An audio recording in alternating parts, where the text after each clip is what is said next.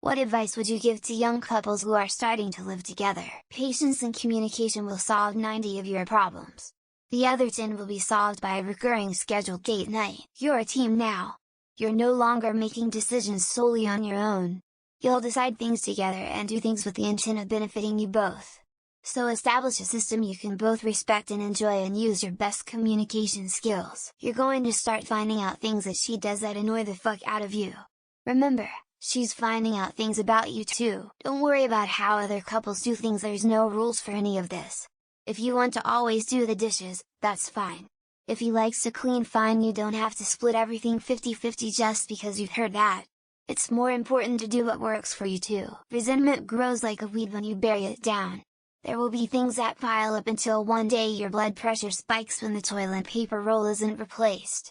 Be open and communicative about what kind of house you want to keep. Before you commit to living together, remember this piece of advice I was given many years ago by a lawyer. You know what the difference is between getting married and living together? A divorce has rules. Talk to each other.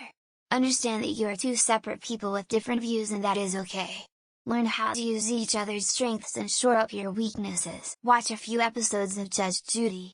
If I had $1 for every young, living together couple squabbling over money and property, I'd be rich. Use your words.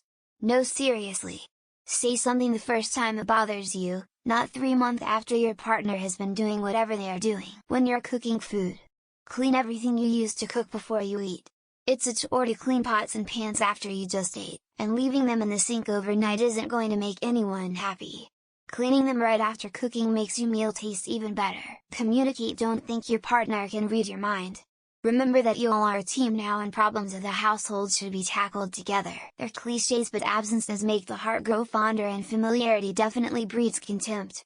In other words, spend some time apart and maintain your individuality. Codependency is not fun. Also, do the fucking dishes. It doesn't matter whose turn it is, just do it. Be flexible. It doesn't really matter which way the toilet paper hangs. Whether your socks are balled or folded. Buy a crunchy and a creamy peanut butter. After you've been married for 50 years and solved all the big issues, then you can argue about the little things, just to keep it spicy. Every once in a while, if you have a spare 10 minutes, look at each other and yell power snuggle and race to the bed. Literally set a timer 5-10 minutes and focus on the snuggle. Things in places. It's easy to get cluttered and have too many things. Always have a place for a thing before you buy it. Your partner can't be everything for you. It's okay if there are some roles or things you have to go to friends, family for. Those people will be there even if you break up, remember that. I have only one advice to give, but it's a secret. Read it only if you have the maturity and understanding of what it means to be in a relationship. Don't take relationship advice from people who have been single since birth. Like me, don't let roommate issues become relationship issues. Put the toilet seat down, take out the trash without being asked, do the laundry. You're a team now. Sometimes you put in the extra effort for the team. Whatever it is, it's probably not worth the argument. The toilet seat is left up. Minor. They left their clothes in the washing machine? Just switch it for them. They left a dish in the tank? Is it really the end of the world? They sleep with a fan and you don't? Get them a mini personal fan. It's never worth the argument. You're a couple, you love each other. No one is without flaw. You seem stressed. Would you like to spend some time alone, spend some time together, or would you like something to eat? And would you like to hear some advice or solutions to the problems you are talking about, or would you like to just vent for a bit? Remember these 2 questions and ask them frequently when things get heated. They'll help you to avoid a lot of arguments. Ensure date night happens. Try to make love sex before going out. The bond of doing it before will make connecting emotionally throughout the night more pleasant. If bending over, shield your butthole. If you go upstairs first and your partner is behind you, run or shield your butthole. If you don't understand this, then it is not true love. Just divorce now. Clear and open communication. Before taking your irritation and anger out on your partner, take a moment to examine what it really is that's causing you to feel this way. "I'm fine" is a complete answer. Dig no further. If things are not fine, they'll tell you eventually. Also on the same note, what are you thinking about? Nothing is an acceptable answer. Compromise. It's all about compromises. You are handling things differently in the house than your partner and vice versa. In the end, it has to come to a compromise that will be the new normal for both in a few months. Learn to let stuff go. And if you've been fighting, extend that olive branch when there's no solution that day. When you're both cool-headed, issues seem to resolve themselves. Make decisions together. Discuss. If you're driving ahead in this world as a unit, make sure you both feel like you have input. Despite the popular saying, if you've not finished your argument, go to bed. You might say something you regret because you're tired and annoyed. The next morning you'll both have time to have a step back and think about what you need to say to solve this problem. Communication is everything. You can still live separate lives and share a roof, but you need to always share your feelings and concerns to your partner. Learn how to argue without being mean and hurtful. Learn how to be wrong. Learn how to say, "I'm sorry." You have to decide if peace is more important than justice. Sometimes when I feel slighted by my wife, I have to let it go so there's peace. It's hard to do sometimes, but thinking of the other's happiness sure helps. After 31 years of marriage, my best advice would be to live for each other's happiness. I know it may sound corny, but if every day you strive to make your partner happy in the small things you do, they add up to an unbreakable bond.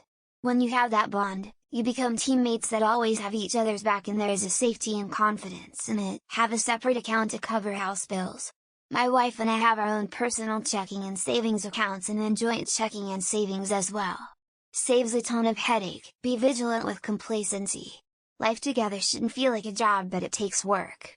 Little acts of kindness, affection and appreciation go a long way. Keep a bank account in your own name.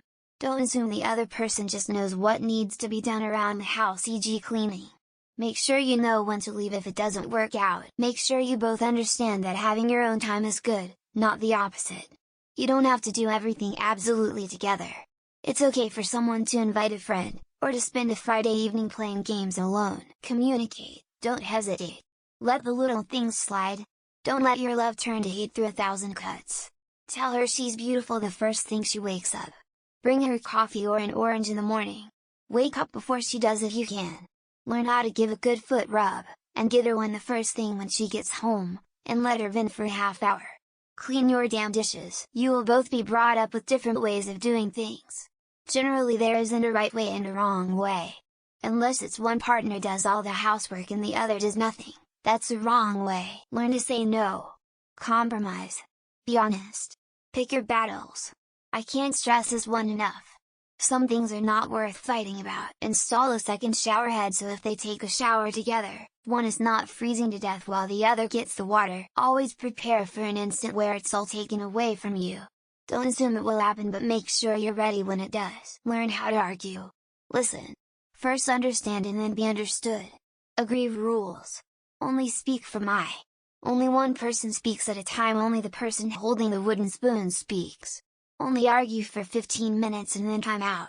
Only argue about one thing at a time.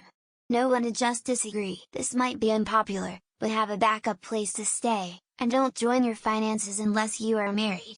Maybe you need a night to cool down alone after an argument, maybe you just broke up. The obligations of a lease outlive relationships all the time. Do you really want to be forced to live with your ex if it doesn't work out? You will not like each other's little quirks. You will get pissy about stupid things. Learn to live with all those little things, because when you gather everything up, it's your partner's quirks and farts and snores that make you love them. Respect your partner's boundaries and feelings, work together. Everything is a two-way street, not a one-way. So, compromise with each other. Broke off my engagement because of this shit and we lived together for like 7 months. Don't get sucked into the other person so much that you forget to take care of yourself and or set boundaries to protect your own happiness. Every now and then do more than what you're expected to. It'll relieve your soul, give you satisfaction, and if you both start doing it, life just gets easier for everyone with a simple 10 minutes chore done without an issue. Dishes, trash cans, tidying things up, setting up for an easy breakfast next morning if they wake up early, so on. Doing a little more goes a long way in everybody's heart. It's not 50-50 all of the time. Some days, weeks, months will be lopsided for various reasons. The other person should pick up the slack or help when needed. And communication helps. Just saying I'm going through X, Y, and Z and need your help and support should be enough for anyone that actually loves you. Have one joint account for bills, household, etc. Have a separate / account for each of you, to enjoy without guilt. You are not your spouse's therapist. Don't try to be one. Tell them to go to a therapist if needed. If you get made it each away for 5 minutes, then come back, try it again. You're never yourself when you're angry, and regret can always happen. When my now wife and I first moved in together, we always argued about small things. You'll see how it is living with them and their tendencies, and you will find out if it's something you can work with. The key is being patient and prioritizing communicating with one another if you truly want to make it work. See if you can be responsible and compatible about money together. Can you live within your means?